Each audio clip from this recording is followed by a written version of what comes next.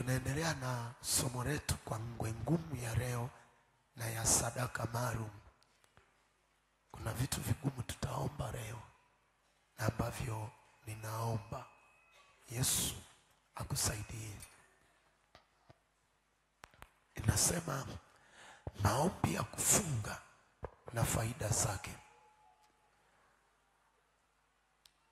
Wenzangu nisaidieni, asubuhi nimesimama masaa 4 kasoro.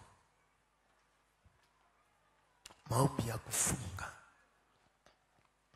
na faida zake. Nikasema hivi, kwenye maombi ya kufunga ni wito wa ndani. Si kila mtu anaitwa kwenye maombi ya kufunga, lakini si watu wengi pia wanapenda maombi ya kufunga. Bwana asifiwe. Kwa sababu kuvuka ni gharama. Na maombi ya mfungo tunaita maombi ya kujitesa. Mimi asubuhi nimepokea ushuhuda wa mtu mmoja, nimeshangaa. Anasema yeye toka Jumatatu, Jumanne, Jumatano aliamua kufunga kavu, zile 3 kavu amepiga. Nimeshtuka, nikasema Mungu, kila mmoja na imani yake. Mwingine tu hiyo asubuhi mpaka jioni anaona mzigo. Mwingine mchungaji 3 kavu amepiga, amemaliza Jumatano. Haleluya.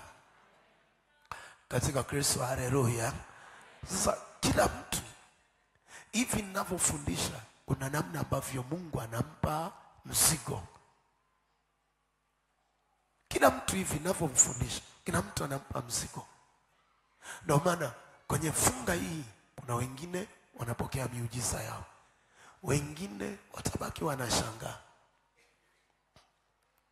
Kwa nikasema kwenye kufunga kuna mambo 5 ambayo Mungu ametuwekea hapa. Jambo la kwanza, unyenyekevu. Nikasema katika maombi ya mfungo, kwa sababu ni maombi ya kuponya, Mungu anachoachilia ndani ya mtu ni roho ya unyenyekevu au kunyenyekea au kushuka. Nikasema kwenye maombi ya mfungo, hakikisha ndani yako akui na hasira. Haleluya. Lakini ndani yako hakikisha hakuna roho ya kisasi. Kwenye maombi ya mfungo, hata kama tumeumizwa, ni kama vile hatujaumizwa. Mama mmoja alinifuatilia juu ya watu fulani, akakuta nasalimiana nao vizuri, kumbe aliwasikiaga wananisema vibaya, na alijua nimejua. Akashangaa ninaongea nao, ninacheka nao. Akaambia, mwenzetu na moyo wa ajabu. Namuuliza kwa nini? Akasema, kwa nilichokisikia, au watu nacheka nao, unaongea nao, mimi siwezi. Ngoja nikwambie, vita yoyote ikiinuka kwako si yako. Kama uko upande wa Mungu na kama hujakosea, vita yoyote inapoinuka si yako, ni ya Mungu. Usijaribu kuibeba vita, kuiweka moyoni. Itaua kusudi la Mungu lililoko ndani yako. Usema amen. Katika Kristo sema amen. Sasa kwa mfano, unafanya biashara na wenzako, si ndio? Unauza, alafu mtu anasema wewe ni mchawi, utahamisha duka. Na wewe ndio kona yako ambayo Mungu amekuweka. Wateja wanakuona wewe, kwa sababu hapo ndipo Mungu alipokuweka. Usijaribu kuibeba vita moyoni. Kwenye kitabu cha Isaya 57 mstari wa 15 anasema, maana yeye aliye juu, aliyetukuka, akae milele, ambaye jina lake ni mtakatifu, anasema nakaa mahali palipoinuka, pamoja na yeye aliye na roho iliyotubu na kunyenyekea, ili kuzifufua roho zao waliotubu. Kwa angalia, unapokuwa kwenye mfungo, roho ya unyenyekevu kazi yake ni kufufua au kuinua. Unapoenda kwenye mfungo hauko peke yako. Kwa jinsi ya nje unaenda peke yako, lakini kwa jinsi ya rohoni unaenda na ndugu zako. Hakuna mfungo ambao unabeba mtu mmoja. Mfungo wote lazima ubebe watu. Haleluya. Danieli alipoingia kwenye mfungo alibeba wana wa Israeli waliokuwa Babeli. Haleluya. Katika Kristo, haleluya. Kwa unyenyekevu. Nikasema jambo la pili kwenye maombi ya mfungo ni kutaka rehema au toba. Nikasema kwenye mfungo tunatembea sana na roho ya toba. Ni ile ambao moyo wako hutaki kupoteza cha Mungu. Kwa unaenda mbele za Mungu umebeba toba. Ukisoma Danieli sura ya 9, ukisoma Danieli na sura ya 10, utakuta pale mwanzoni Danieli anasema kwa kuvisoma vitabu vya nabii Yeremia nalifahamu hesabu ya miaka 70 ya kutimiza ukiwa wa Yerusalemu. Nami nikamtaka Bwana. Kwa dua na kwa maombi ya kufunga anaanza kutaka rehema, anaanza kutaka toba. Sema amen. Funga inabebwa 90% na maombi ya toba. Sema amen. Jambo la tatu kwenye funga, kwenda hatua nyingine. Nikasema Mungu akikuita kwenye funga, manake anataka hatua ibadilishwe ulionayo. Sasa hatua inapobadilishwa na akili zinabadilishwa. Sema haleluya. Na mawazo yanabadilishwa.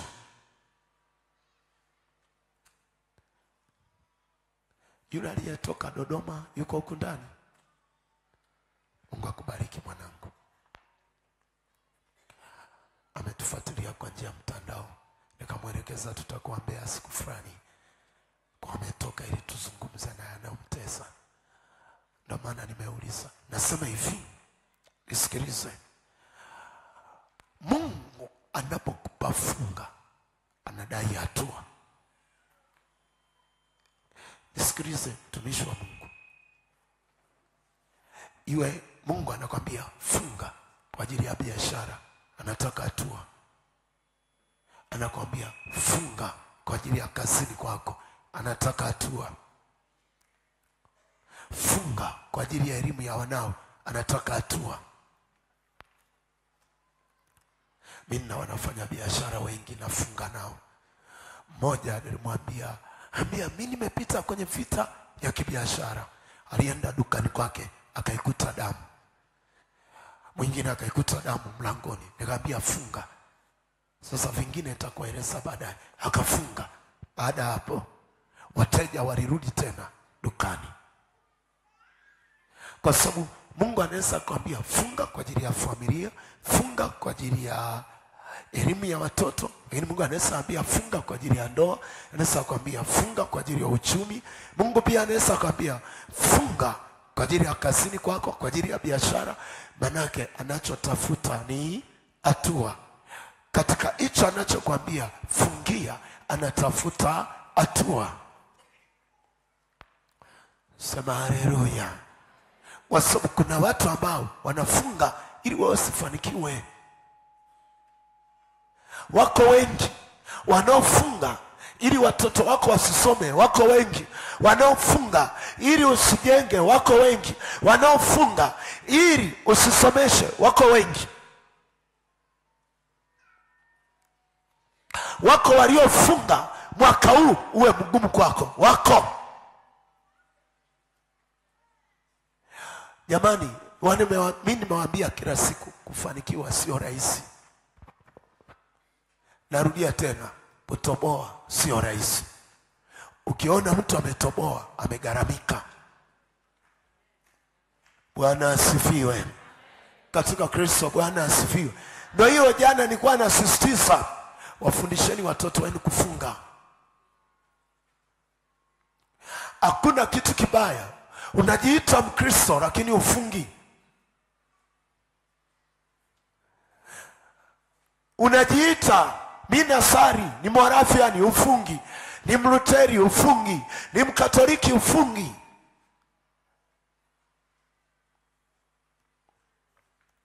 Haleluya. Nimeeleweka mpaka hapo. Kwa nikasema hiyo Mungu anadai hatua.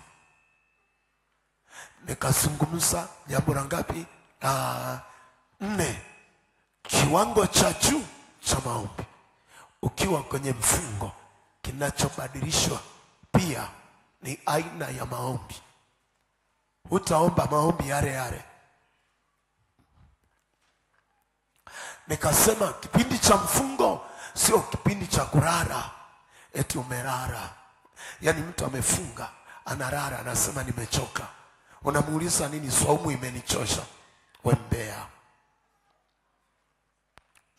Saumu huwa hatutangazi.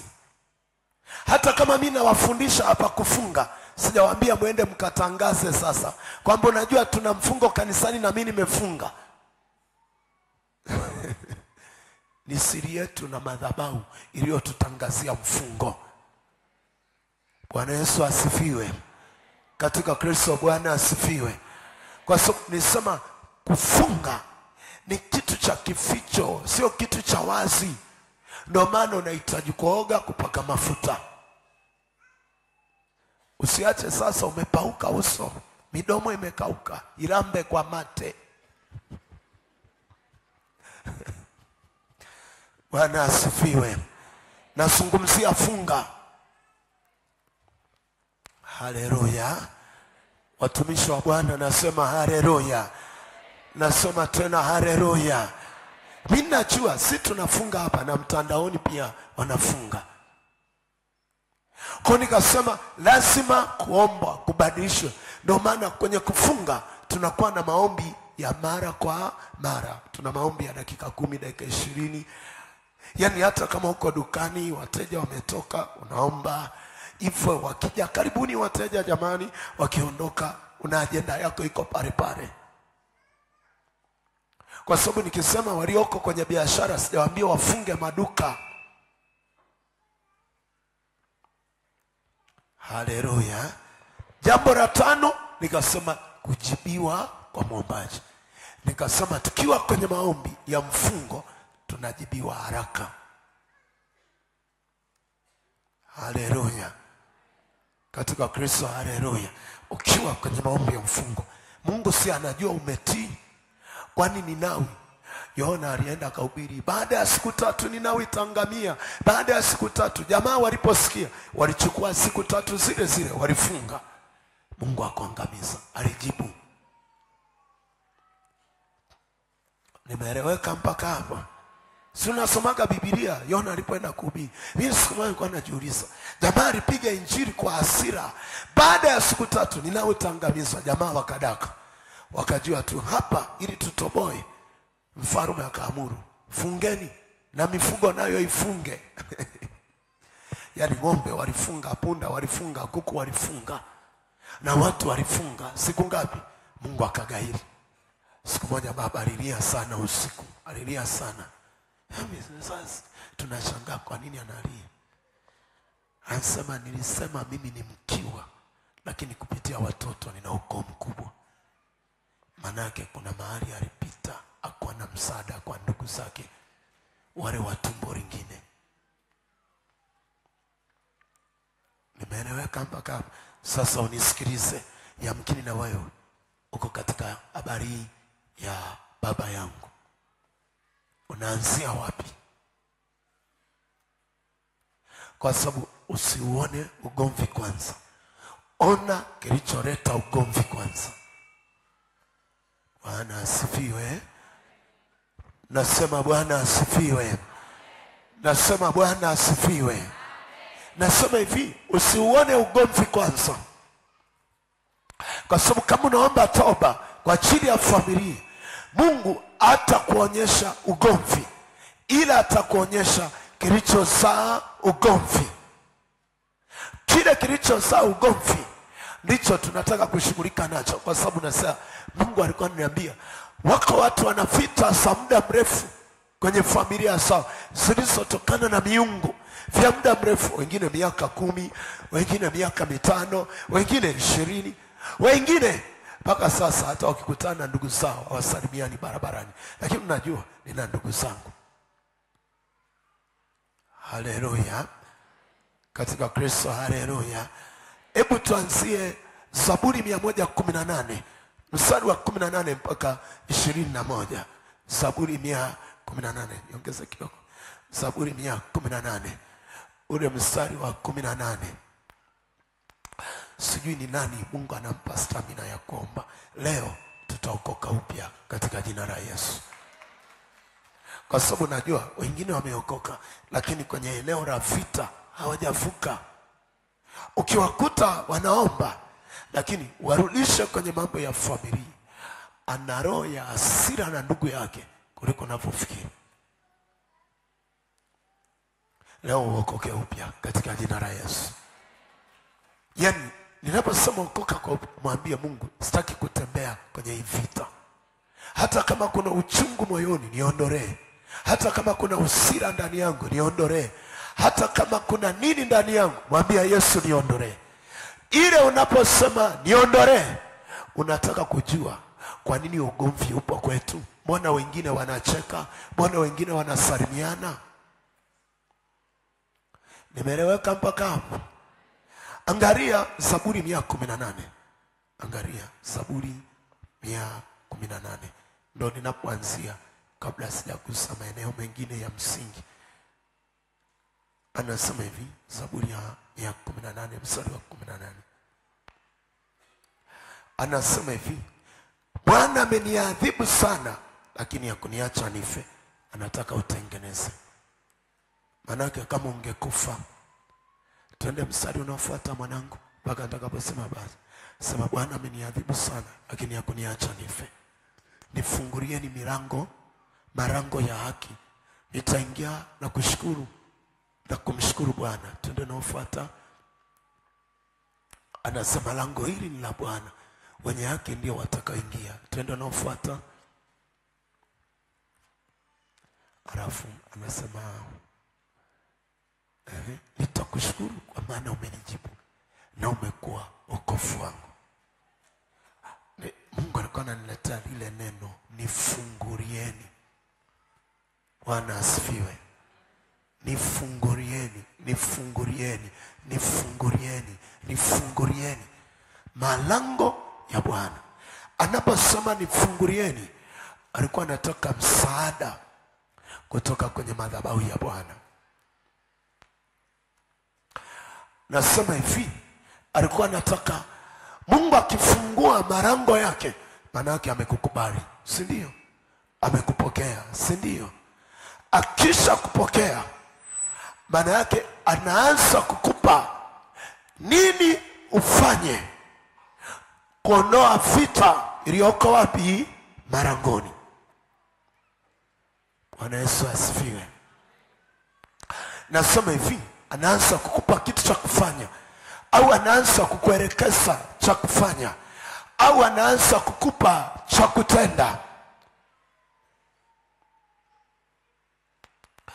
Ukisoma Isaya 60 mlango wa 11, Isaya 60 mlango wa 11, Isaya 60 mstari wa 11, Isaya 60 mstari wa 11, anasema hivi, malango yako nayo yatakuwa wazi, hayatafungwa mchana wala usiku.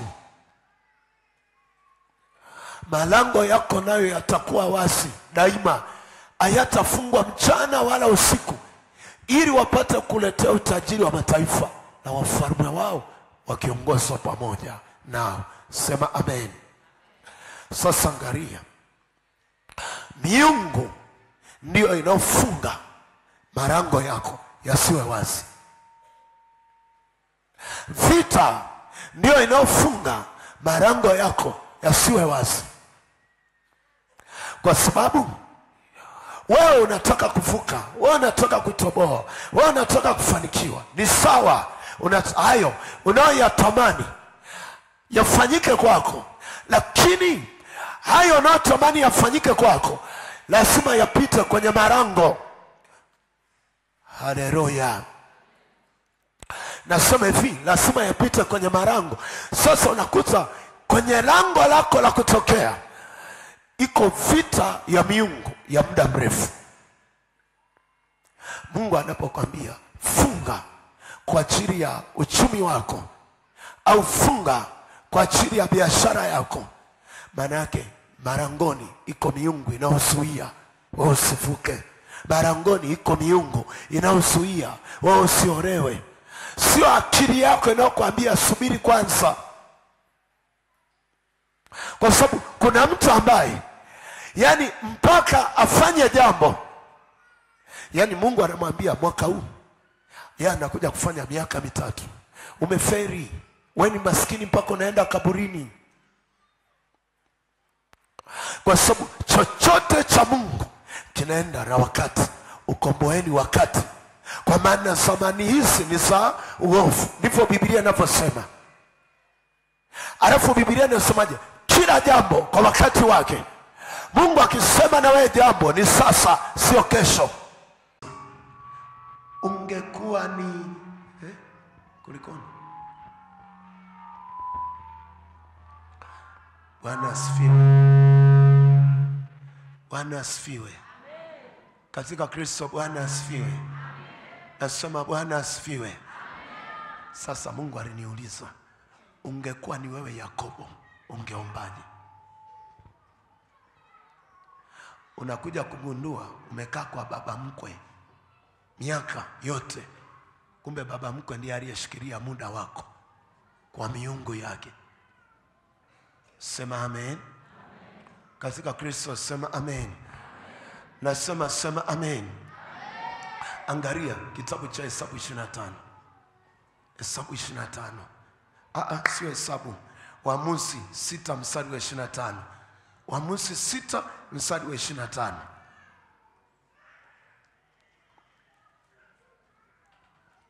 Waamuzi 6 mstari wa 25. Endelea kufungua haraka haraka. Fungua haraka haraka. Fungua haraka haraka.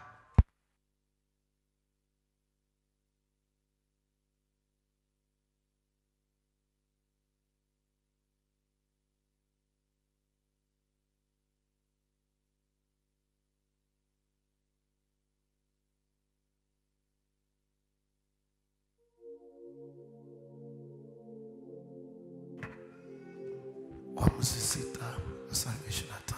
Nasoma kwa msaada wa Bwana. Sema amen. Anasema hivi. Waamuzi 6 mstari wa 25. Nasoma kwa msaada wa Bwana. Anasema hivi. Waamuzi 6 mstari wa 25. Ukawa usiku huo Bwana akamwambia, mtoe ng'ombe wa baba yako, yani ng'ombe wa pili wa miaka 7, ukaiangushe madhabahu ya Baali alionayo baba yako, ukaikate Ashera iliyo karibu nayo, ukamjenge Bwana Mungu wako madhabahu juu ya ngome hii kwa taratibu zake, ukamtoa yule ng'ombe wa pili na kumtoa awe sadaka ya kuteketezwa kwa kuni za ile Ashera uliyoikata. Anasema Gideoni akawaogopa watu wa nyumba ya babake. Hakuwaweza kuyatenda hayo wakati wa mchana, bali aliyatenda usiku. Sema amen. Jamaa amekuwa kwenye umaskini, amelelewa kwenye umaskini, kumbe miungu ndio iliyokamata marango. Anakuja kujua kilichowatesa miaka yote hawafanikiwi ni miungu iliyokamata marango. Miungu ikikamata marango inafanya vita na kila kitu kinachopita kwenye mikono yako. Inafanya vita na uzao wako, inafanya vita na biashara yako, inafanya vita na ndoa yako. Anakuja kugundua Mungu amemtokea, na tangu amemtokea Mungu hapo haikuchukua muda mrefu ndio Mungu ananiambia, Aro, umekwama muda wote, ni kwa sababu miungu imekamata marango, ni kwa sababu miungu imekamata muda. Ndio maana nikasema mtu anayefunga kati ya kitu ambacho Mungu akishaanza kufunga, kati ya kitu ambacho Mungu anamfunulia haraka ili familia yake iachiliwe, anaanza kufanya vita na marango, anaanza kufanya vita na marango, anaanza kufanya vita na marango. Mtumishi yoyote akiingia mahali, cha kwanza kufanya vita ni marango na miungu. Iachie watu wa eneo, iachie madhabahu, iachie kanisa, kwa sababu miungu ikiachia madhabahu, ikiachia kanisa, unaona huyo mchungaji anafanya kazi kwa raha, unaona huyo mchungaji anafanya kazi kwa amani. Kwa sababu miungu ikikamata madhabahu, Wakristo wanakuwa ni wa kawaida, hawaelewi. Hata ukisema tuombee watoto, unaona mnaomba, mchungaji anabaki peke yake anaomba, Wakristo wote wamekaa. Shida yako wapi? Miungu imekamata madhabahu. Lakini miungu ikiachia watu, ikiachia mlango, kila anaona amechelewa. Sema amen. Sasa kila mtu anafanya nini? Amechelewa. Kaangalie yule dada alikuwa anakata wanaume, sasa hivi anatafuta wanaume. Kitu gani? Lango la ndoa miungu ilikamata. Anazani kila siku atakuwa binti, anazani kila siku atakuwa, anazani miaka itakuwa pale pale, anakuja kushuka, muda umeenda. Waliokuwa sawa na umri wameolewa, wako kwenye ndoa zao, yeye yuko ndani anataka wanaume. Shida iko wapi? Miungu ilikamata. Kama Mungu asifiwe, Yesu miungu yaachie lango lako. Haleluya. Katika Kristo, haleluya. Sisi kama naeleweka. Naeleweka watumishi wa Bwana. Utakuja kujua, unaweza usielewe. Ngoja tuingie hapa. Jinsi mnaona hawa tulikuwa tunaombea hapa. Kila kitu kibisa. Miungu imekaa kwenye muda. Muda kufua kwako, miungu imekaa. Muda wa wewe kufanya vitu vya maana, miungu imekaa. Muda, ndio maana kuna wengine wanalala ibadani, miungu imekamata muda wa kupokea taarifa. Haleluya. Menuna sasa, lakini miungu lazima iache. Lazima miungu sema iache. Nasema miungu lazima iache. Sema aje mikono yako. Sema Bwana Yesu, miungu ya ukoo iachie muda wa huyu dada. Achia Yesu. Ndio kibomba. Yesu, miungu iliyokuwa watoto wangu wa kike, achia. Miungu iliyokamata watoto wangu, muda wa watoto wangu wa kiume, achia. Hata muda wa mume wangu, achia. Miungu hata muda wa inaachia. Acha tungangane leo katika jina la Yesu. Miungu iliyokamata muda wako lazima iachie. Nasema lazima iye, lazima iachie. Lazima iache. Ukutakiwa kuwa hapo. Nasema hivi, ukutakiwa hata kama unajiona ni wa maana, ukutakiwa hapo. Yaani vitu vyako vimekwama. Gideon anakuja kushangaa. Asante Yesu alimtembea kwamba muda wako maskini umeisha. Sasa unaishaje muda wako maskini? Kavunja madhabahu ya baba, jenga madhabahu yangu, muda wa kufanikiwa unaanza. Haleluya. Nasema hivi, Mungu anawaambia, ukivunja madhabahu ya baba, muda wa kufanikiwa unaanza. Nileka mpaka hapo. Ukitenga madhabahu yangu, muda wa kufanikiwa unaanza. Muda wa kufanikiwa uanze. Nasema uanze. Nasema uanze. Alipokuwa anabomoa ile madhabahu ya baba, muda wa kufanikiwa ulikuwa unafuta. Kwa mfano mtu anakuambia bomoa madhabahu, muda unawasili. Mwambie Abraham, toka wewe katika nchi yako na jamaa yako na nyumba ya baba yako, uende mpaka nchi nitakuonyesha. Mwanzo 12. Anasema nami nitakufanya kwa baraka. Kila kitu atakiwa na kani atani. Biblia inazungumza Abraham alipotaka alikuwa na miaka mingapi? 70. Yake miaka yashikiliwa na madhabahu, muda wa miaka. Na wengine ana miaka mingapi? Sijui. Sio hapa mwanangu. Nenda madhabahu faster. Miaka mingapi? 40. Haya, nenda Barembe. Wewe una miaka 40. Tukapi? Na miaka 28. Haya. Mikono kwa mzungu pale. Sema Bwana Yesu, miaka 28 iliyoshikiliwa na miungu ya nyoka, miungu ya mama, iachilie sasa. Sema Bwana, miaka 40 iliyoshikiliwa na miungu ya baba yake, iachilie sasa. Mbona mimi najiona nisaidia kukemea? Si unaona huyo hayupo? Angalia, miaka 40, miaka 38 miungu ikamata. Mungu yako wako. Unakuta sahi umezaa na watoto, ni miungu imekamata muda.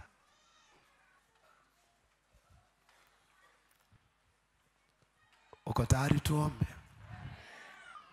Na kesho tutazamia. Bwana asifiwe. Katika Kristo asifiwe. Bwana asifiwe. Unaona faida ya mfungo, tunajifunzaga vitu vya ndani. Mtu hapa unatukimbiza, lakini tukeshe. Hii nitaji tukeshe mpaka asubuhi.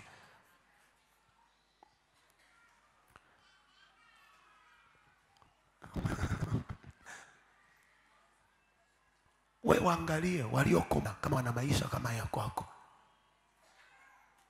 Hawatumii tena ile programu ya Voda nipige tafu, unajipiga tafu mwenyewe. Dada nisaidia ya saruni, hiyo ndio inaitwa nipige tafu. Lakini muda wako kiachiliwa, unajipiga tafu mwenyewe. Dada nisaidie. Umeolewa, mama nisaidie mwenzangu akieleweki. Yesu atusaidie. Yaani katika vile ambavyo Mungu alipa kusema sianza. Ndio maana Biblia ikasema ukiwa na uharibifu afita kwa marangoni mwako, utaziita kuta zako wokovu na malango yako sifa. Ndipo anaendelea, siku za kuomboleza kwako zitakoma, watu wa kwenu watakuwa heri. Lakini angalia muda.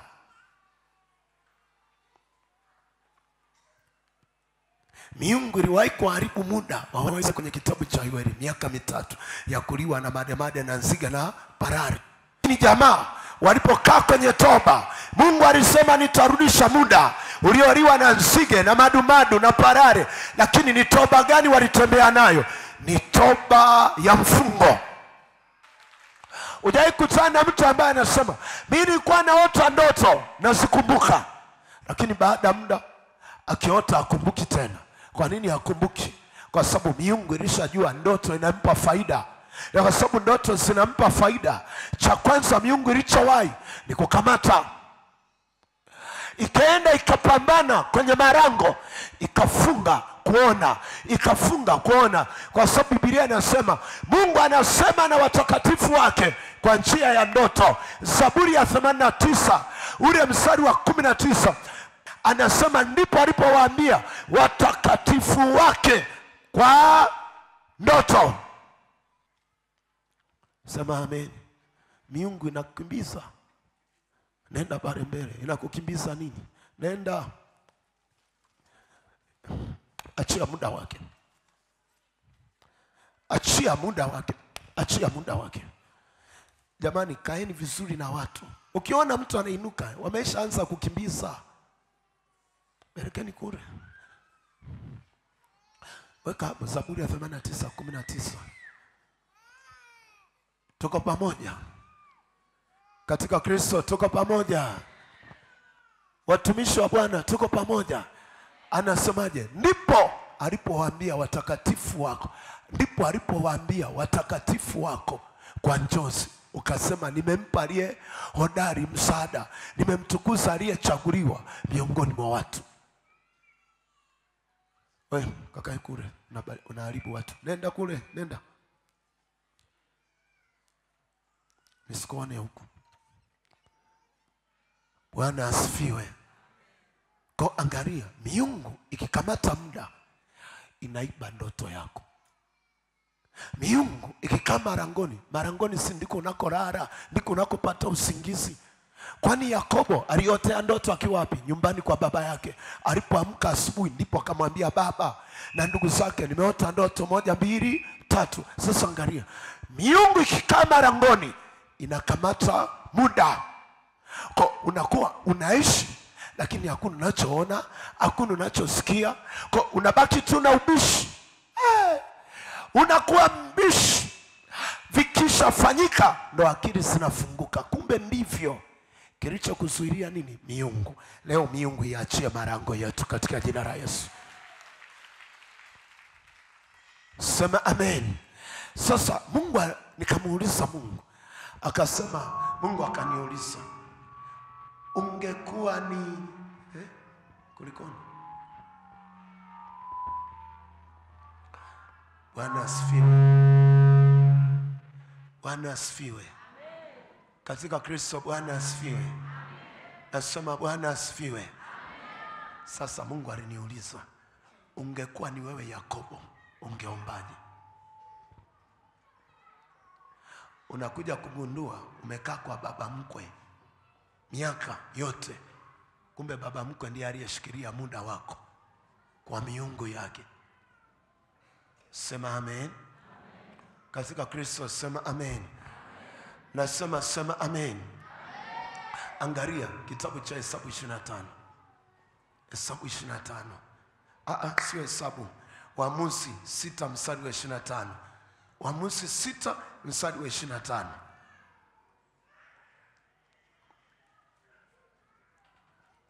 Waamuzi 6 mstari wa 25. Endelea kufungua haraka haraka. Fungua haraka haraka. Fungua haraka haraka.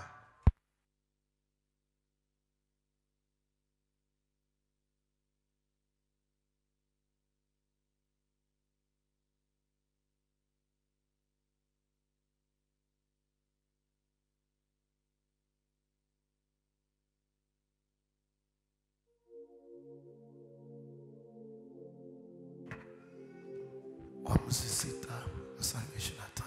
Nasoma kwa msaada wa Bwana. Sema amen. Anasema hivi.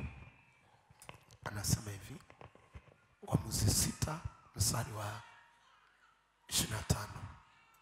Nasoma kwa msaada wa Bwana. Anasema hivi. Waamuzi 6 mstari wa 25. Ukawa usiku huo Bwana akamwambia, mtoe ng'ombe wa baba yako, yani ng'ombe wa pili wa miaka 7, ukaiangushe madhabahu ya Baali alionayo baba yako, ukaikate Ashera iliyo karibu nayo, ukamjenge Bwana Mungu wako madhabahu juu ya ngome hii kwa taratibu zake, ukamtoa yule ng'ombe wa pili na kumtoa awe sadaka ya kuteketezwa kwa kuni za ile Ashera uliyoikata. Anasema Gideoni akawaogopa watu wa nyumba ya babake. Hakuweza kuyatenda hayo wakati wa mchana, bali aliyatenda usiku. Sema amen. Jamaa amekuwa kwenye umaskini, amelelewa kwenye umaskini, kumbe miungu ndio iliyokamata marango. Anakuja kujua kilichowatesa miaka yote hawafanikiwi ni miungu iliyokamata marango. Miungu ikikamata marango inafanya vita na kila kitu kinachopita kwenye mikono yako. Inafanya vita na uzao wako, inafanya vita na biashara yako, inafanya vita na ndoa yako. Anakuja kugundua Mungu amemtokea, na tangu amemtokea Mungu hapo haikuchukua muda mrefu ndio Mungu ananiambia, Aro, umekwama muda wote ni kwa sababu miungu imekamata marango, ni kwa sababu miungu imekamata muda. Ndio maana nikasema mtu anayefunga kati ya kitu ambacho Mungu akishaanza kufunga, kati ya kitu ambacho Mungu anamfunulia haraka ili familia yake iachiliwe, anaanza kufanya vita na marango, anaanza kufanya vita na marango, anaanza kufanya vita na marango. Mtumishi yoyote akiingia mahali, cha kwanza kufanya vita ni marango na miungu. Iachie watu wa eneo, iachie madhabahu, iachie kanisa, kwa sababu miungu ikiachia madhabahu, ikiachia kanisa, unaona huyo mchungaji anafanya kazi kwa raha, unaona huyo mchungaji anafanya kazi kwa amani, kwa sababu miungu ikikamata madhabahu, Wakristo wanakuwa ni wa kawaida, hawaelewi. Hata ukisema tuombee watoto, unaona mnaomba, mchungaji anabaki peke yake anaomba, Wakristo wote wamekaa. Shida iko wapi? Miungu imekamata madhabahu. Lakini miungu ikiachia watu, ikiachia mlango, kila anaona amechelewa. Sema amen. Sasa kila mtu anafanya nini? Amechelewa. Kaangalie yule dada alikuwa anakata wanaume, sasa hivi anatafuta wanaume. Kitu gani? Lango la ndoa miungu ilikamata. Anazani kila siku atakuwa binti, anazani kila siku atakuwa, anazani miaka itakuwa pale pale, anakuja kushuka, muda umeenda. Waliokuwa sawa na umri wameolewa, wako kwenye ndoa zao, yeye yuko ndani. Anataka umeshida iko wapi? Miungu ikamata kama Mungu asifiwe Yesu. Miungu yaachie lango lako. Haleluya. Katika Kristo, haleluya. Sisi kama naeleweka. Naeleweka watumishi wa Bwana. Utakuja kujua, unaweza usielewe. Ngoja tuingie kwa hapa. Jinsi mmeona hawa tulikuwa tunaombea hapa. Kila kitu kibisa. Miungu imekaa kwenye muda. Muda kufua kwako, miungu imekaa. Muda wa wewe kufanya vitu vya maana, miungu imekaa. Muda ndio maana kuna wengine wanalala ibadani, miungu imekamata muda wa kupata taarifa. Haleluya. Menuna sasa, lakini miungu lazima iache. Nasema miungu lazima iache. Nasema miungu lazima iache. Sombe aje mikono yako. Sema Bwana Yesu, miungu ya ukoo iachie muda wa huyu dada. Achia Yesu. Ndio akipomba. Yesu, miungu iliyokamata watoto wangu wa kike, achia. Miungu iliyokamata watoto wangu, muda wa watoto wangu wa kiume, achia. Hata muda wa mume wangu, achia. Hata muda wa inaachia. Acha tungangane leo katika jina la Yesu. Miungu iliyokamata muda wako lazima iachie. Nasema lazima iachie. Lazima iachie. Ukutakiwa hapo.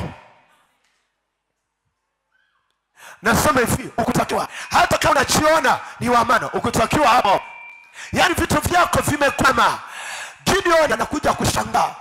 Asante Yesu alimtembea kwamba muda wako maskini umeisha.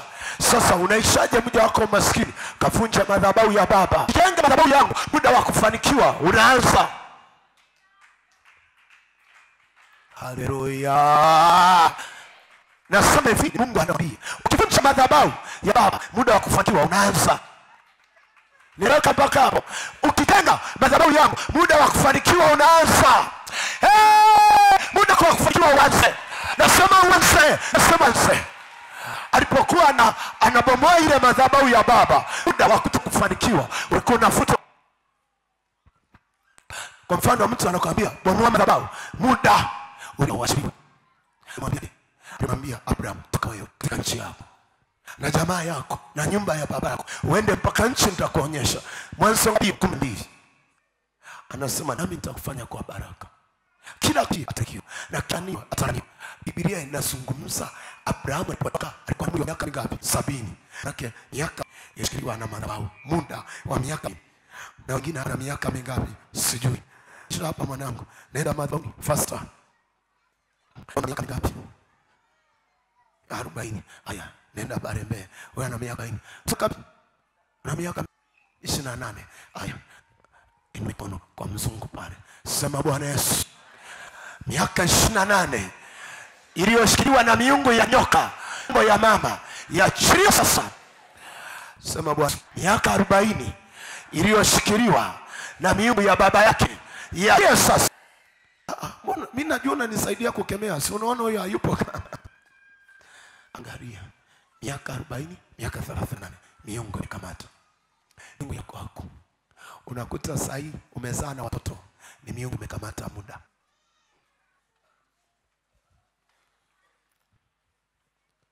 Uko tayari tuombe? Na kesho tutazamia. Bwana asifiwe. Katika Kristo asifiwe. Bwana asifiwe.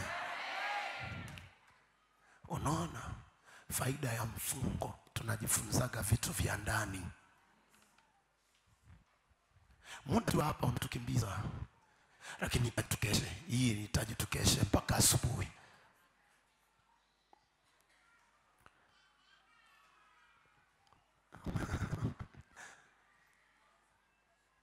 Wewe waangalie waliokoma kama wana maisha kama ya kwako. Hawatumii tena ile programu ya Voda nipige tafu. Unajipiga tafu mwenyewe. Dada nisaidie ya saruni, hiyo ndio inaitwa nipige tafu. Lakini muda wako ukiachiliwa unajipiga tafu mwenyewe. Dada nisaidie. Umeolewa, mama nisaidie mwenzangu akieleweki. Yesu atusaidie. Yaani katika vile ambavyo Mungu alipa kusema, sijaanza. Ndio maana Biblia ikasema ukiwa na uharibifu afita kwa marangoni mwako, utaziita kuta zako wokovu na malango yako sifa. Ndipo anaendelea, siku za kuomboleza kwako zitakoma, watu wa kwenu watakuwa heri. Lakini angalia muda.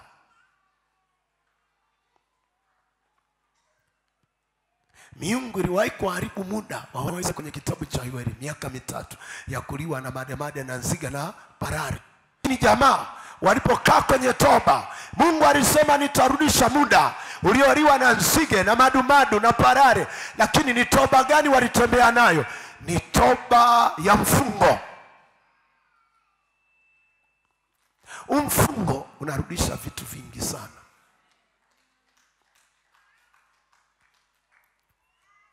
Sema amen.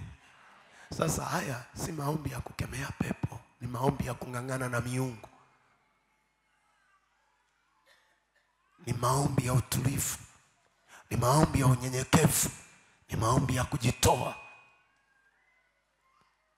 Funga pa kuandika, funga pa kuandika. Twende tukang'ang'ane na msalaba. Mtaendelea kesho.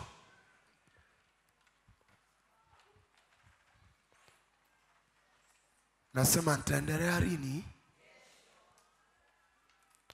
Unasomaga Biblia huko?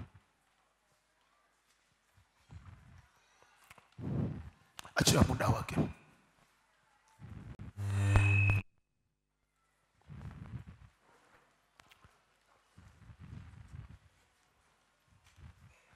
Kaeni marangoni vizuri. Yaani ukiona saizi si tunaenda kwenye toba, tumesikia neno tunaenda kwenye toba. Kaeni marangoni vizuri. Kama miungu isingefuruga, muulize yule aliyeferi form 4. Aliyokuwa nao nakuta wako chuo kikuu. Yeye hata mtaani hana kazi, hana chochote anachokifanya, anakula tu gari kwa baba na mama.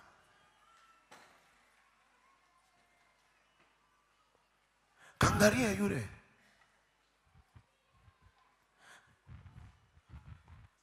Inua mikono yako. Una miaka mingapi? Una miaka 95? Nenda mbele. Una miaka mingapi? Nenda mbele. Tulieni sasa. Mnaenda wapi na vipochi vyenu? Nenda kule mbele muombee watoto wenu. Haraka ni wakute kule mbele. Wewe ndo nilikuwa nang'ang'ana na wewe pale. Una miaka mingapi? Wewe una miaka mingapi? 40. Nenda mbele. Una miaka mingapi? Nenda mbele.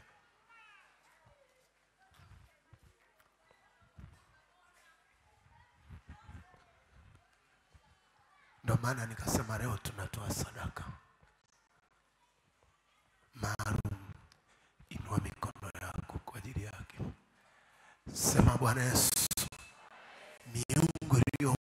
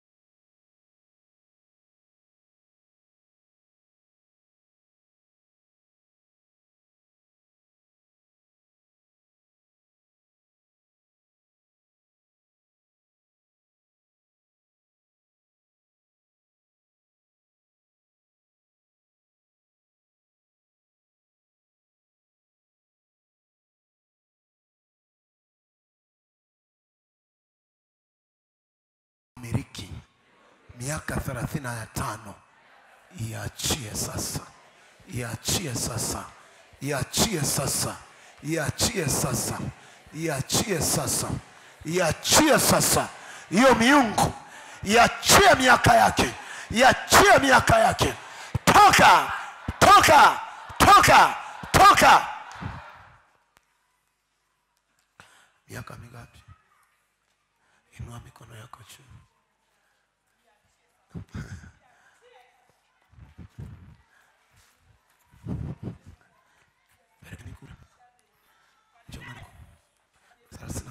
Sema Bwana Yesu. Miungu kama miaka 37. Sema Bwana Yesu. Miaka mingapi? Sema Bwana Yesu. Miungu iliyokata miaka 27 iachie. Damu ya Yesu, damu ya Yesu, damu ya Yesu, damu ya Yesu, damu ya Yesu, damu ya Yesu, damu ya Yesu. Miungu iliyokata miaka mingapi? Sema Bwana Yesu. Miungu iliyokamata miaka 43 iachie. Saidia, ombe hapa. Kwa kila mtu nikimleta hapa miungu iliyokamata muda wake.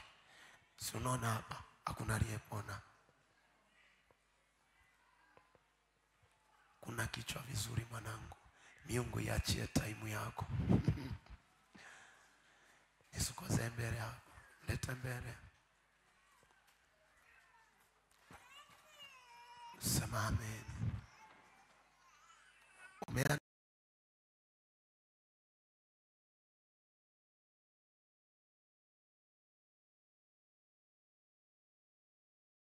sadaka yako, twende tukaombe sasa. Nasema umeandaa sadaka yako, tukaombe. Sasa haya maombi yanahitaji nidhamu ya hali ya juu. Sema Bwana Yesu, miungu iliyokamata miaka yake, ameishi kwa hasara wa damu ya Yesu. Tukianza kuomba toba hivi hatutatoka hapa sahihi. Lakini kwa neema ya Kristo, maadamu amelileta neno lake, tunatoboa. Yani leo kuanzia 2025 miaka yako inaanza upya.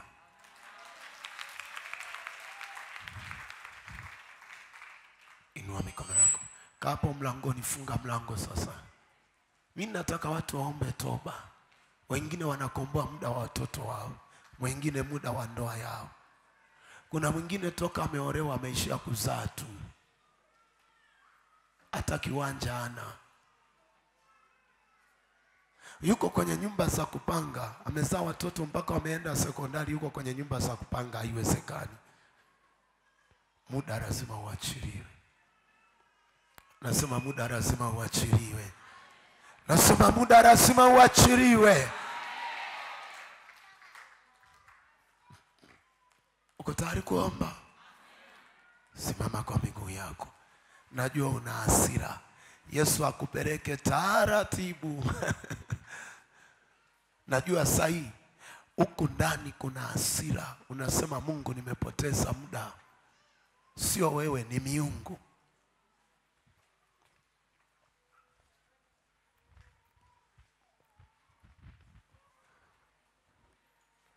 Siku moja niliwahi kuwaza mchungaji Mama Onje. Nikamwambia Mungu, si kuna wengine wanarushwa madarasa, sio nipe tu akili ya watoto waruke madarasa, waruke madarasa. Nilichokuwa nakimbizana nacho muda. Maana nilipambana na miungu mpaka iachie uzao.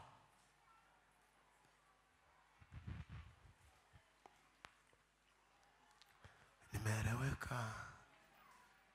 Nimeeleweka. Ninaona pepo lina hasira. Lina hasira kali. Kwa sababu muda wa kukaa na wewe umeisha. Limekasirika. Kwa sababu tulipokuwa tunaomba maeneo yote halikuonekana. Tulipozungumza kwa habari ya muda limejitokeza. Na ndani yako nasikia hasira kali mpaka mpaka hivi ninavyozungumza ndani yako na hasira kali, kimbia hapa mbele, Yesu akuponye kwanza. Yaani nimeona umechukia sana, sogea hapa mbele, Yesu akutoe, kwa sababu pepo lilikamata muda wako, una hasira. Rekeni kule, maana nimeona tu hasira kali imeinuka ndani. Sio mimi mnanichukia bure tu. Unakuja kupigana, shika huyu amekuja kupigana na mimi, unaachia muda wake. Wahudumu mko wapi?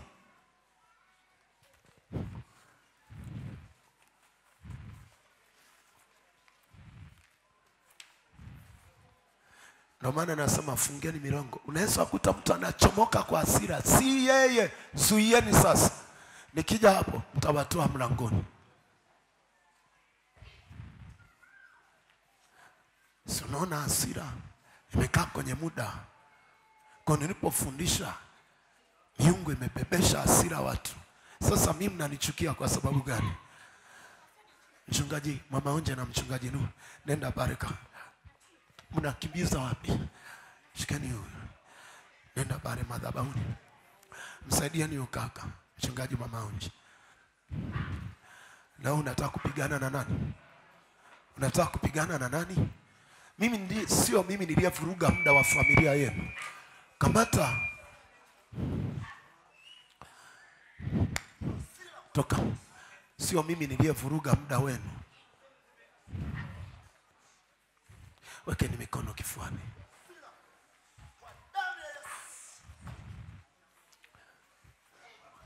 Wahudumu, msishindwe kazi leo. Msishindwe kazi leo. Msishindwe kazi.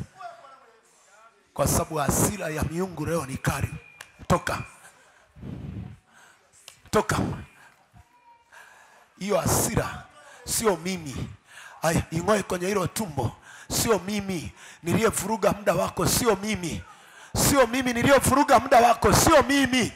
Ni miungu ya kwenu, ni miungu ya kwa babu zako ndio vuruga muda wako, sio mimi. Sio mimi. Aya, msaidie mpaka afunguke. Nasema sio mimi niliyevuruga huo muda. Sio mimi. Sio mimi. Atawapiga.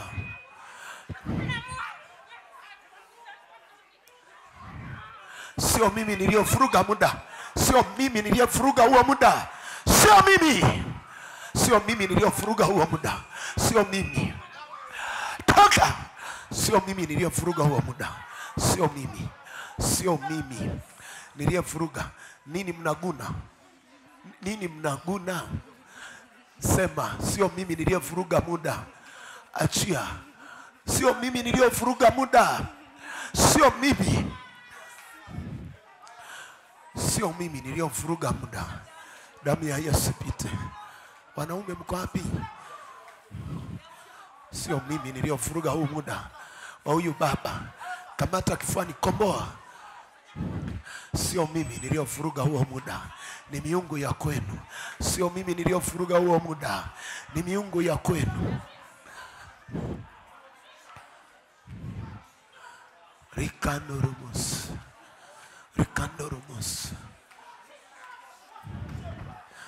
Watumishi wa Bwana, Bwana asifiwe. Katika Kristo, Bwana asifiwe. Hii hasira unayoiona hii, unaweza kukuta kwa watoto wako pale walipo wana hasira hii. Kwa sababu cha kwanza, miungu ikivuruga muda, unasikia kujiua, unasikia kukata tamaa. Si unaona hapa hatujatumia nguvu. Sijui kwa nini saa hii Mungu anawasemesha vitu vigumu, sijui. Huyo anaenda wapi?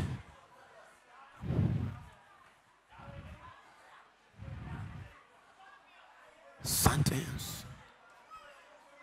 Asante Yesu. Simama tu hivyo.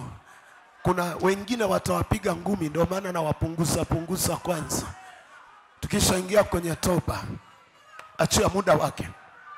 Achia muda wake. Achia muda wake. Nendeni kule. Tulieni. Tulieni. Nasema tulia. Achia muda wake. Achia muda wake. Achia muda wake. Sijui kama umewahi kuombea kukomboa muda wa watoto wako. Leo ng'ang'ana. Bora usijiombee wewe, ombea watoto muda wao uachiliwe.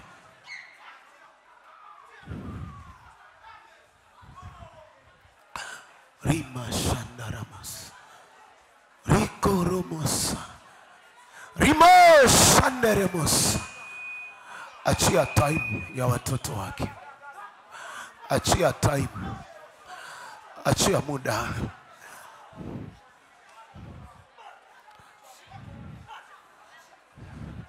Weka mkono kifuani. Inua mikono sasa. Nataka tuabudu Mungu kidogo. Walima. Twende ino. Walima. Nataka sema Bwana Yesu, kwa rehema zako, sai ninapoabudu, sai ninapoabudu. Huyo baba mwenye kipara asiondoke pale. Nitaka kaka Boni huyo asiondoke, na maombi naye baadaye. Huyo na maombi naye baadaye, asiondoke. Kabare, nazungumza na wewe. Naongea na wewe. Yes. Achia time. Achia time. Berekeni pale mbele. Kuna kitu kwenye muda kimekamatwa. Warima. Warima. Warima. Bereka pale. Yesu. Bereka pale. Warima. Warima. Warema Yesu. Warema. Warema. Warema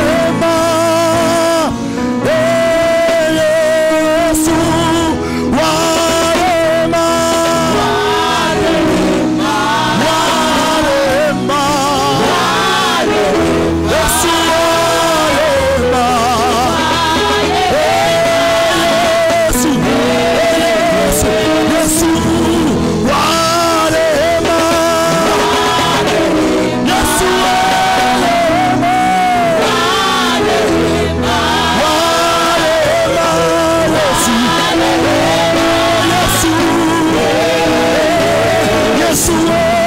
Warema.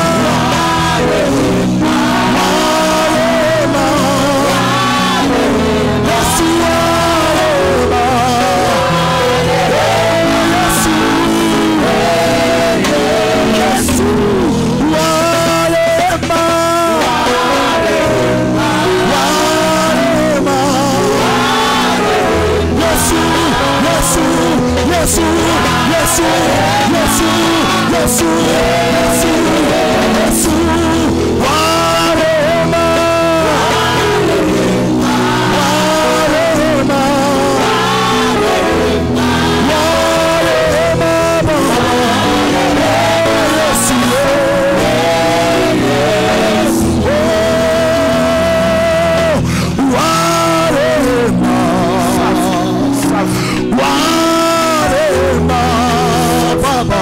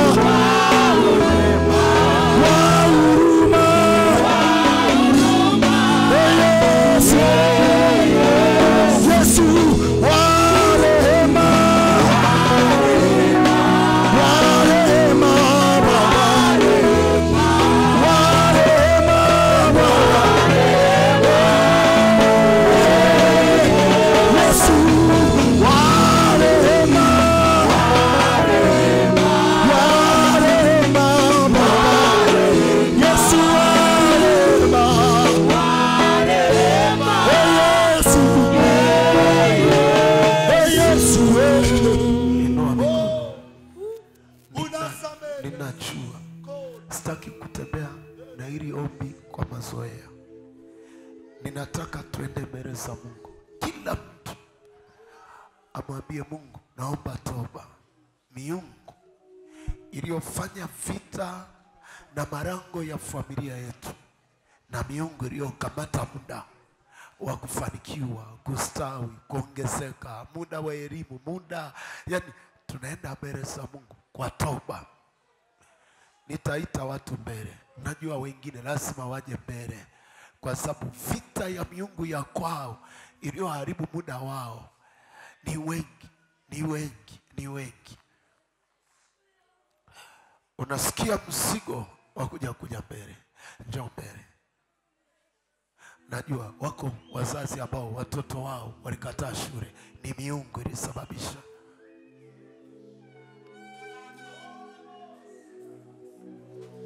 Napiga magoti tu. Ukija mbele, napiga mikono. Walema. Naomba afuke. Naomba afuke. Naomba afuke. Naomba afuke. Yesu, rehema zako zinadumu pata nafasi ya vizazi na vizazi. Yesu, waruhusuni watoto waingie ndani. Warema aliyekaa kule mlangoni ni nani? Sitamani saizi mtu kuondoka. Wasuie kwanza asiondoke.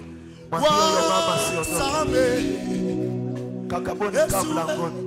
Wasamehe Yesu, wewe ukumbuki udhaifu wetu, ukumbuki maovu yetu, ukumbuki ubaya wetu, ukumbuki maovu yetu.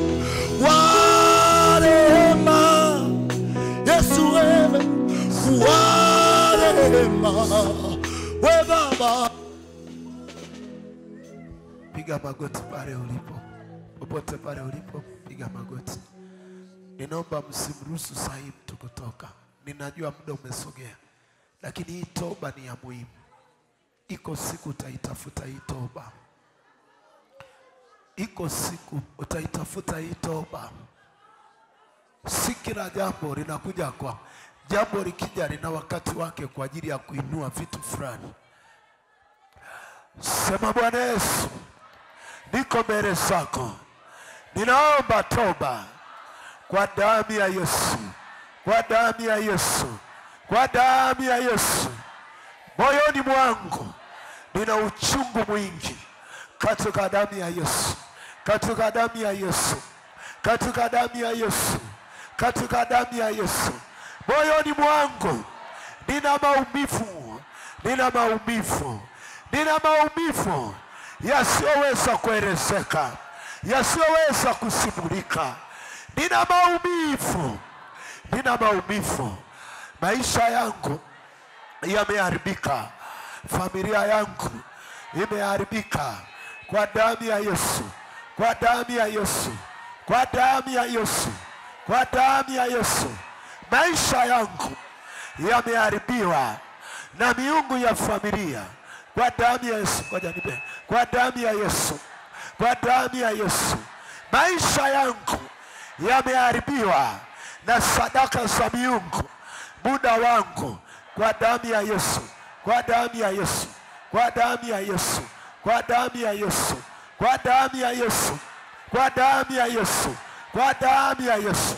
Ninasimama mbele ya madhabahu yako kwa ajili yangu na watoto wangu.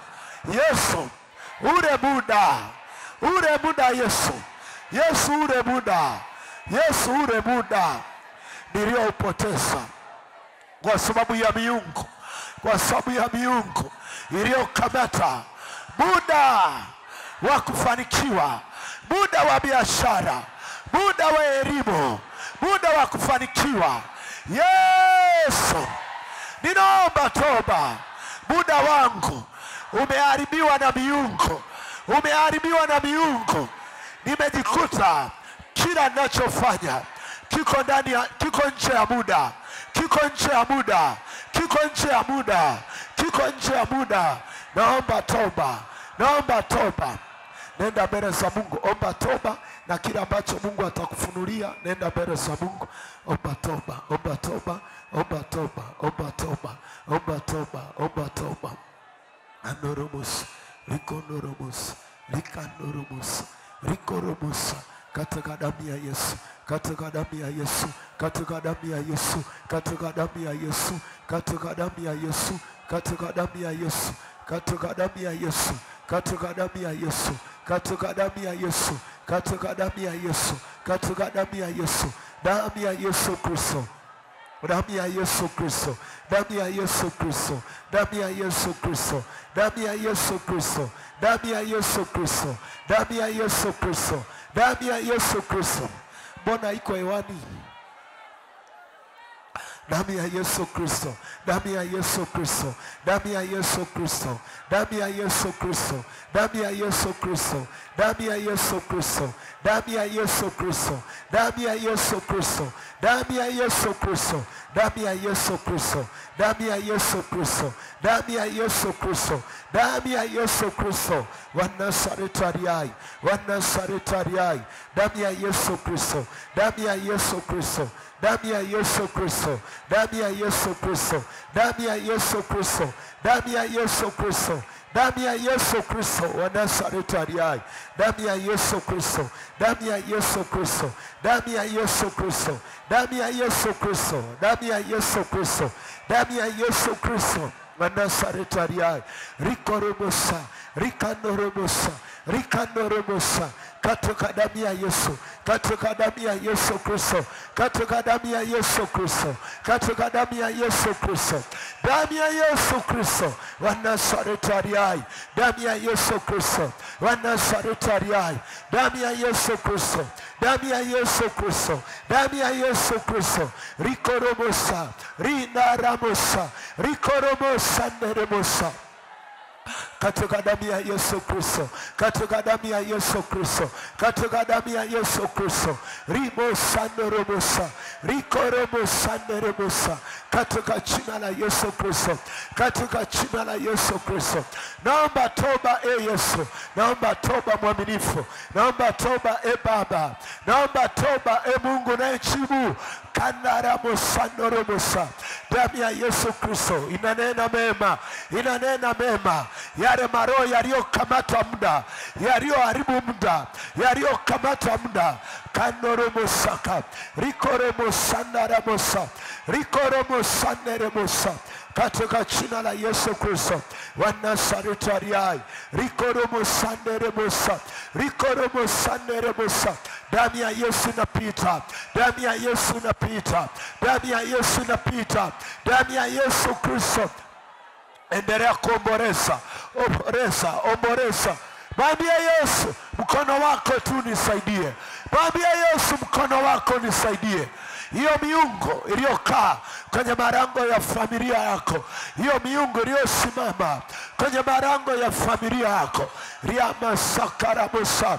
Ndio maana mtumishi wako Daudi alisema, nifungulieni malango, rikoromo sakaramasana, riamo sanderemosa, rikoromo sandaramosa, kandoromo sikirianda. Hiyo miungu iliyokamata muda wa kufanikiwa kwa familia, muda wa kujenga, muda wa kusomesha, riamo sandaramasha, riamo sikiriamasa, kandoromo sanderemosa, rikoromo sakaramashana, riamo senderemosa, rikoromo sandaramosa, riamo senderemosa, rikoromo sandaramosa, riamo sandaramosa, riamo sikiriandaramosa, riamo sikiriandaramosa, rimo sandaramosa. Kwa damu ya Yesu Kristo, kwa damu ya Yesu Kristo, riandoromosa, rikoromosa, riamo sandoromosa, rikondoromosa, yandoromosa, retendaramosa, karamosa, riamo sandoromosa, riamo sandaramosa, riamo sandaramosa, rikoromosa, rikoromosa, riandoromosa, riandoromosa, riandoromosa, katika jina la Yesu, katika jina la Yesu, katika jina la Yesu, katika jina la Yesu, riandoromosa, Rindorobo Sandarabosa, Rikorobo Sandarabosa, Ribo Sandarabosa. Endelea kuomba toba, endelea kuomba toba katika jina la Yesu. Watunzieni hayo maombi, tutawarushi. Kandorobo Sandarabosa, Rikorobo Sandarabosa, kwa damu ya Yesu Kristo. Ribo Sandarabosa. Huo muda uliofurugwa na miungu inaofanya vita na marango ya familia, na marango ya familia, na marango ya familia. Omba toba, omba toba. Ita Yesu akusaidie. Mwambie Yesu, miungu imekamata marango ya familia yetu. Ribosa, nerebosa. Nasikia tu Mungu anasema familia yao wangekuwa mbali. Niliweka akili ndani ya familia yao, niliweka baraka ndani ya familia yao, niliweka maisha ndani ya familia yao, lakini miungu imefanya vita kwa muda mrefu. Miungu imefanya vita. Kandorobo sakara mashanda, rikorobo saka. Yesu, naituma damu ya Yesu kwa huyo dada ambaye miungu imefanya vita. Saidieni huyo dada hapo. Kandarabo saka, kandorobo saka, rikorobo sandarabo saka. Kwa damu ya Yesu Kristo, kwa damu ya Yesu Kristo, kwa damu ya Yesu Kristo. Ita damu ya Yesu, ita damu ya Yesu. Ribo sandarabo saka. Andorobosa, katika damu ya Yesu, katika damu ya Yesu, katika damu ya Yesu, katika damu ya Yesu, katika damu ya Yesu. Rikorobosa, damu ya Yesu pite, damu ya Yesu pite, damu ya Yesu pite, damu ya Yesu pite, damu ya Yesu pite. Kandarabosa, rikorobosa, rikorobosa ndarabosa.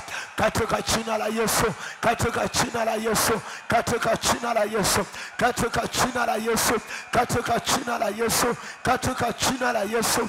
Rikorobosa, rikorobosa, rikorobosa, rikorobosa, rikorobosa.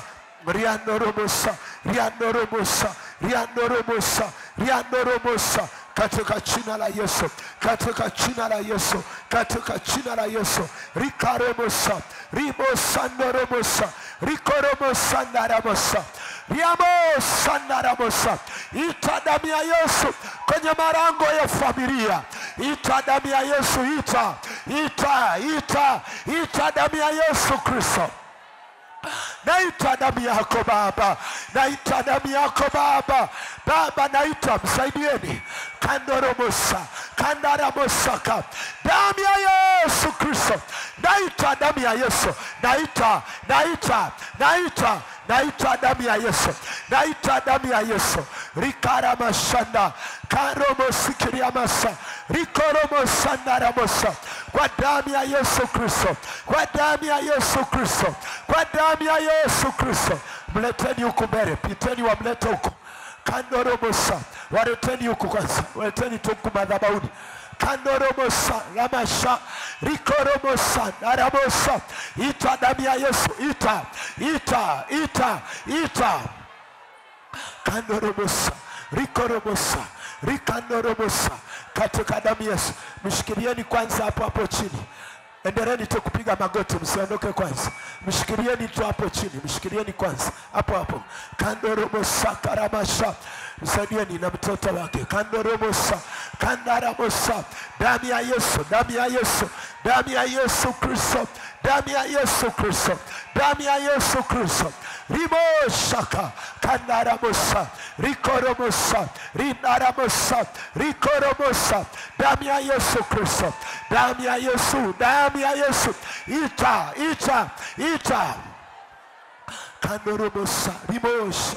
Riamasakaramashanda, riamasakoromosa, riakaramashanda, riakoromosaka, riamasakoromosa, riamasikiriamasa, riamosakaramasa, riamosandaramosa, rikoromosandaramosa, riamosaka.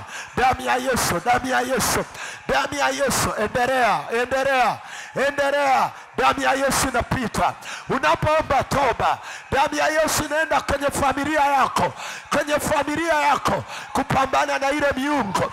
Unapoita damu ya Yesu, inaenda kwenye marango ya baba yako, inaenda kwenye marango ya ukoo, inaenda kwenye marango ya ndoa, inaenda kwenye marango ya elimu.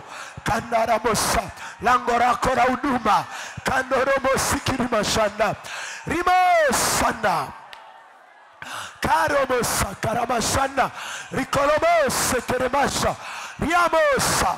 Uo uchungu unaosikia, endelea kulia ndani yako, sinyamase.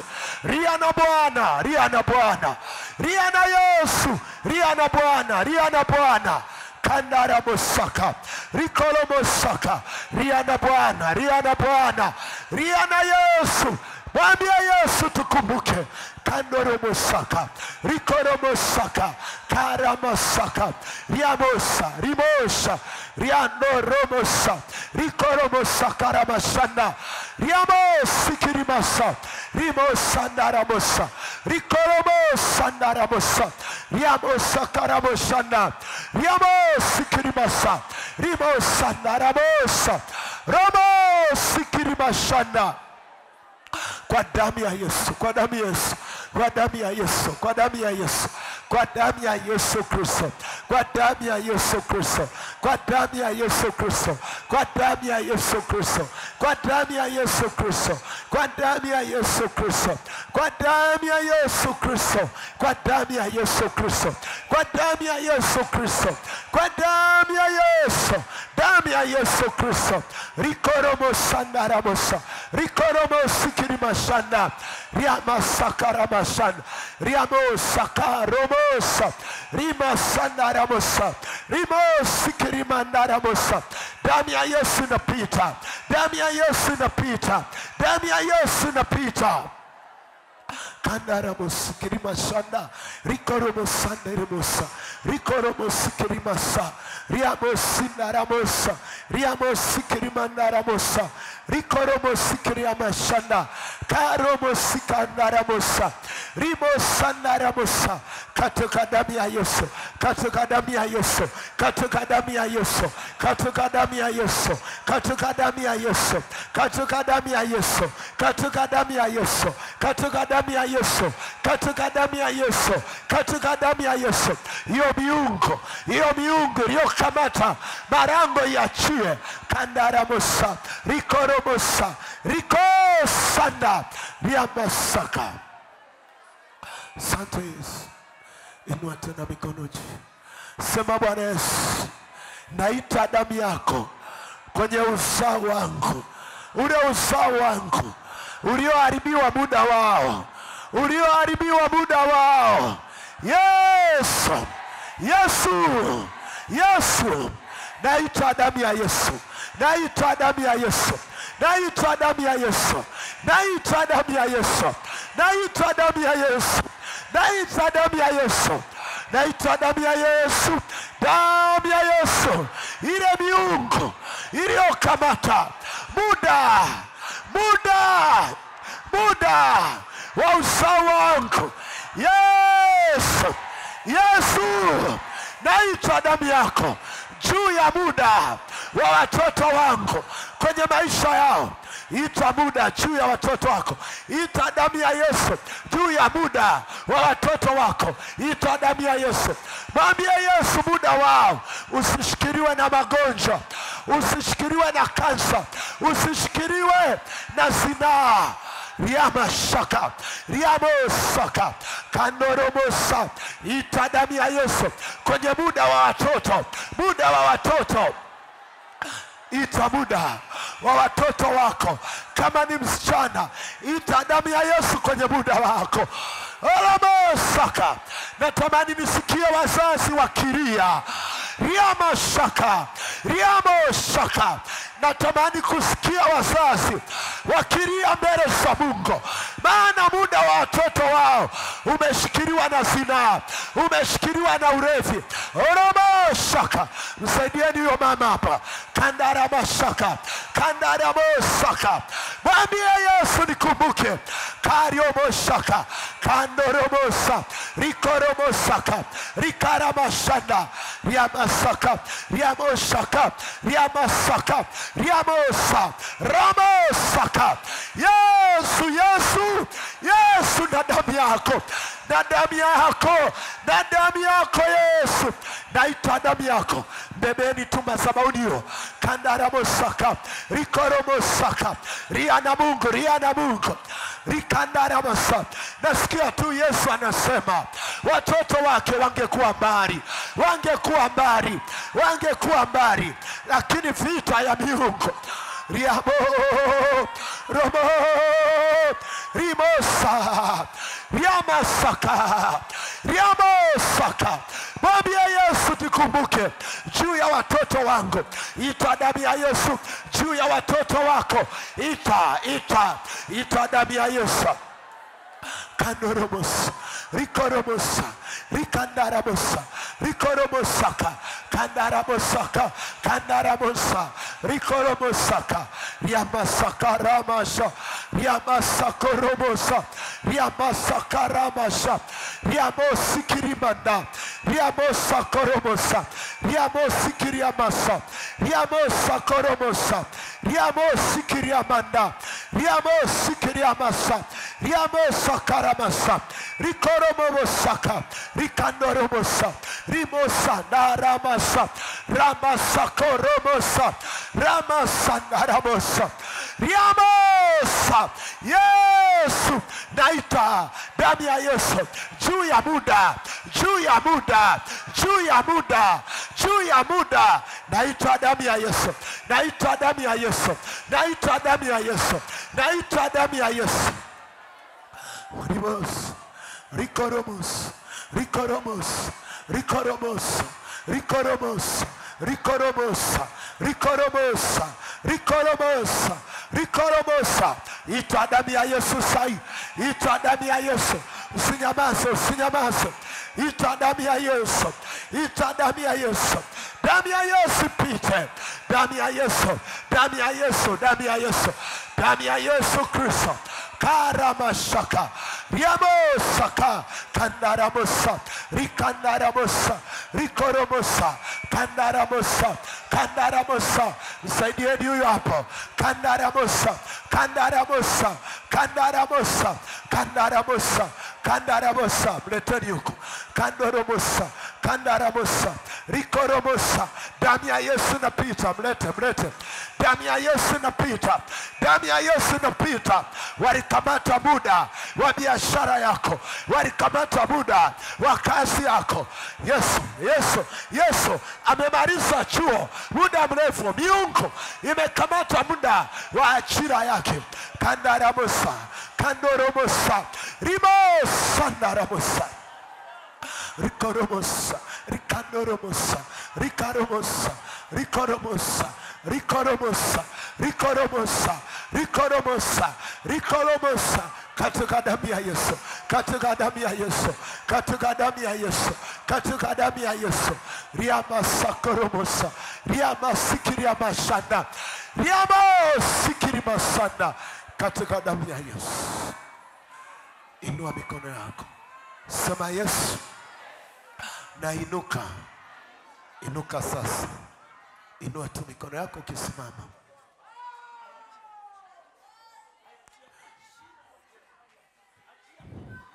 Inua tu na mikono yako. Sema Yesu, nakomboa yale marango ya miungu, yaachie marango.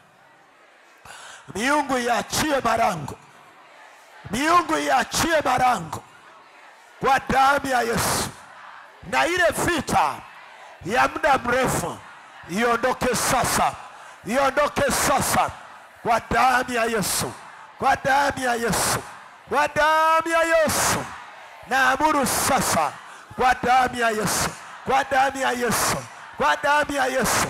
Miungu sikia, achia marango, achia marango, achia marango, achia marango, achia marango kwa jina la Yesu, kwa jina la Yesu, kwa jina la Yesu, kwa jina la Yesu, kwa jina la Yesu, kwa jina la Yesu. Miungu sikia, kwa damu ya Yesu, damu ya Yesu. Achia marango, achia muda, achia marango, achia muda, achia marango. Miungu sikia, achia marango, achia muda, achia marango, achia muda, achia watoto, achia muda, achia biashara, achia muda, achia. Miungu achia, miungu achia. Nenda mbele za Mungu, yaamuru hiyo miungu iachie. Ninatema hiki nyingine. Unaweza kaomba, unaweza kaomba, unaweza kaomba.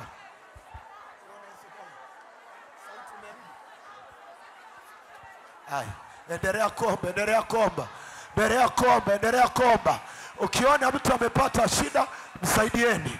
Miungu achia, achia, achia, achia, achia marango, achia muda, achia, achia, achia kwa damu ya Yesu, kwa damu ya Yesu. Nisaidieni sasa, sauti nimechoka. Kandoromo sandaramosa, rikoromo sandaramosa.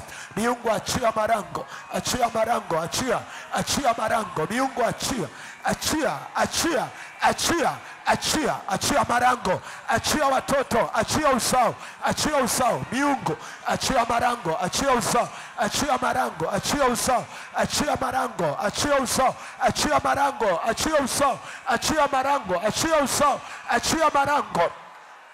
Kandaramosa, riko noromosa, riko romosa, neremosa, romosa kadamasa. Achia marango, miungu achia muda, achia muda miungu, achia marango, achia muda, achia marango, miungu achia muda, achia marango, achia muda. Kandaramasaka, rikoromosandaramasa, rikaramasana. Kwa damu ya Yesu Kristo, kwa damu ya Yesu Kristo, achia muda, achia marango, achia muda. Kwa damu ya Yesu, kwa damu ya Yesu, kwa damu ya Yesu, kwa damu ya Yesu Kristo. Rikoromosandaramasa, rikandaramosandaramako, riamasaka, kandaramosa, rikoromosa, rikandaramosa, romosandaramasa. Katika jina la Yesu Kristo wa Nazareti aliye.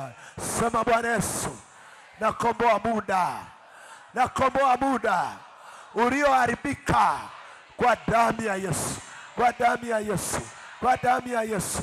Nakomboa muda, nakomboa muda, nakomboa muda, muda wa kufanikiwa kwangu, muda wa elimu ya watoto. Nakomboa sasa, komboa muda wako, komboa kwa damu ya Yesu, kwa damu ya Yesu, kwa damu ya Yesu, kwa damu ya Yesu Kristo. Rikaramasanaramosa, rikoromosanaramosa, rikoromosi aramasa, rikoromosa, kandoromosa, neremosa, rikoromosa, romosa, neremo, romosa, aramo, rikoromosa, rikoromosa, aramosa, rikoromosi, kanaramosa. Nakomboa muda, nakomboa muda, muda na ukomboa, na ukomboa, na ukomboa, na ukomboa, na ukomboa, na ukomboa, na ukomboa muda, muda ulioharibika, ulioshikiliwa na mauti na magonjwa. Rikandaramosa, rikoromosa, rikoromosa, rikoromosa, rikoromosa, rikoromosa, rikoromosa, rikoromosa, rikoromosa, rikoromosa, rikoromosa, rikoromosa, romosa, romosa. Msitoe sadaka kwanza. Kandoromosa, msitoe kwanza. Rikoromosa, rikoromosa, rikoromosa, rikoromosa. Komboa muda kwanza.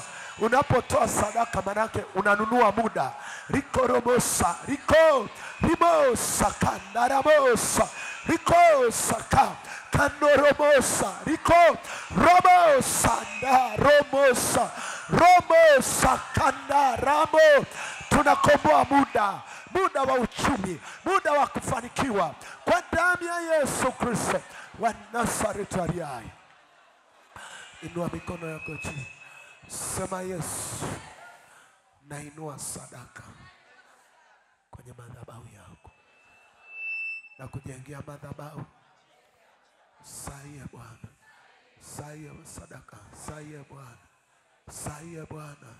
Sahihi Bwana. Sahihi Bwana. Sahihi Bwana. Sahihi Bwana. Nainua sadaka. Nainua sadaka. Nainua sadaka.